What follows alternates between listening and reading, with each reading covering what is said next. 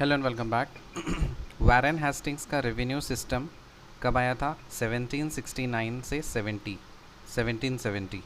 Warren Hastings का revenue system कब introduce किया गया था? 1769 से 1770 में। वारेन हेस्टिंग्स का रेवेन्यू सिस्टम कब इंट्रोड्यूस किया गया था? 1769 से 1770। Warren Hastings adopted the izaradari system, also called the farming system, to bring order to revenue collection। तो वारेन हेस्टिंग्स ने क्या किया था, क्या अडॉप्ट किया था? वारेन हेस्टिंग्स ने अडॉप्ट किया था इजारेदारी सिस्टम। इजारेदारी सिस्टम का मतलब होता है फार्मिंग सिस्टम। तो वारेन हेस्टिंग्स ने फार्मिंग सिस्टम या इजारेदारी सिस्टम को अडॉप्ट किया था रेवेन्यू कलेक्शन के लिए। Contractors selected on the basis of bidding system given the right to collect revenue for 5 years। Later it was made annual in 1777।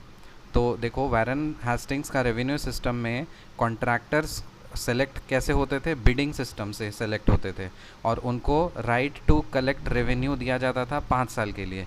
लेकिन 1777 में उसको एनुअल कर दिया गया कि हर साल आपको रेवेन्यू आपको देना है, कलेक्ट करना है।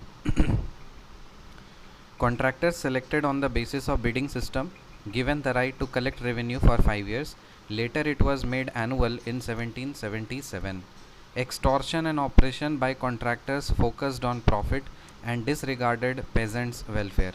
तो वारेन हेस्टिंग्स का जो रेवेन्यू सिस्टम आया था उसमें कॉन्ट्रैक्टर्स ने क्या करना शुरू कर दिया? एक्सटॉर्शन और ऑपरेशन करना शुरू कर दिया। सिर्फ उनको प्रॉफिट से मतलब होता था, उनको पेजेंट्स के वेलफेयर से कोई मतलब नहीं होता था। क्या ये बात सही है? हाँ। फिर traditional zamindars were discouraged from bidding. As a result many hereditary zamindars were removed. So जो ट्रेडिशनल ज़मींदार्स थे वो बिडिंग से रिमूव कर दिए गए, उनको डिस्करेज कर दिया गया। और जो हेरिडिटरी, इसके कारण से क्या हुआ, जो हेरिडिटरी ज़मींदार्स थे ना वो हट गए, उनको हटा दिया गया। सो वारेन हेस्टिंग्स का रेवेन्यू सिस्टम कब आया? 1769 से 1770 के बीच में। He Warren Hastings adopted the izaradari system, also called the farming system, to bring order to revenue collection। Contractors selected on the basis of bidding system given the right to collect revenue for 5 years। Later it was made annual in 1777। Extortion and oppression by contractors focused on profit and disregarded the peasants' welfare। सही बात है। फिर traditional zamindars were discouraged from bidding and as a result many hereditary zamindars were removed. So traditional zamindars को discourage कर दिया गया bidding से और इसका रिजल्ट ये हुआ कि जो हेरिडिटरी ज़मींदार थे उनको हटा दिया गया। परमानेंट सेटलमेंट में ये Philip Francis is a member of Warren Hastings council proposed a permanent land revenue settlement in 1776।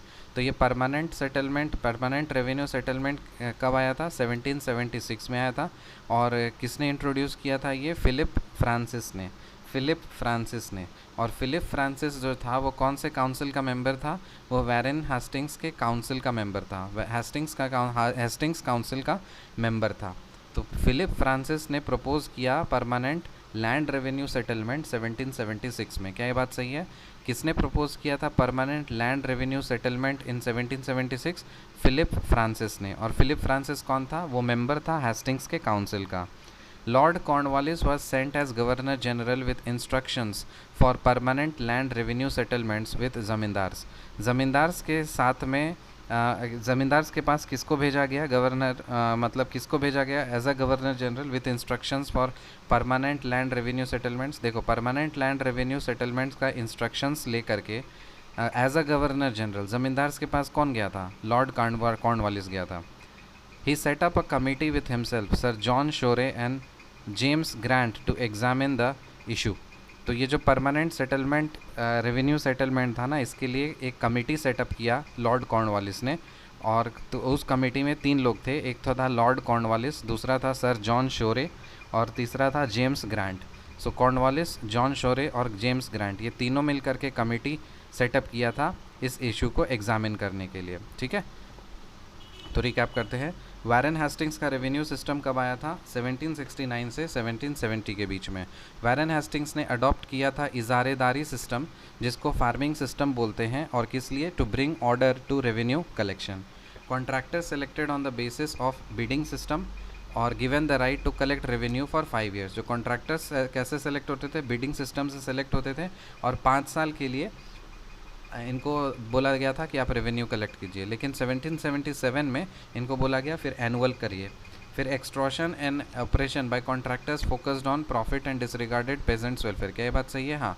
जो वारेन हेस्टिंग्स का रेवेन्यू सिस्टम था ना, उसमें कॉन्ट्रैक्टर्स क्या करते थे, एक्सटॉर्ट करते थे और ऑपरेस करते थे। उनको सिर्फ प्रॉफिट से मतलब होता था, फार्मर्स के वेलफेयर से, पेजेंट्स के वेलफेयर से कोई मतलब नहीं होता था। ट्रेडिशनल ज़मींदार्स को डिस्करेज कर दिया गया था बिडिंग से, और इसका रिज़ल्ट ये हुआ कि बहुत सारे जो हेरिडिटरी ज़मींदार्स थे उनको हटा दिया गया। परमानेंट सेटलमेंट ये प्रपोज़ कब किया गया था? 1776 में।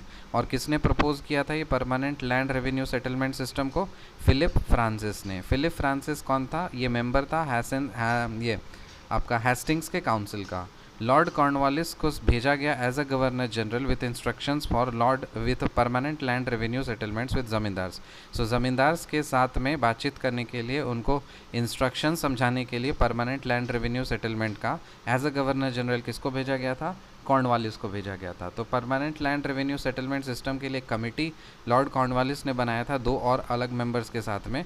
तो उस कमेटी के कौन कौन मेंबर्स थे? एक तो था लॉर्ड कॉर्नवालिस, दूसरा था आपका सर जॉन शोरे, और तीसरा था जेम्स ग्रांट। सर ये लॉर्ड कॉर्नवालिस, जॉन शोरे और जेम्स ग्रांट। ठीक है, ये 3 मेंबर थे उस कमेटी में। याद हो गया? See you in the next video. Till then bye.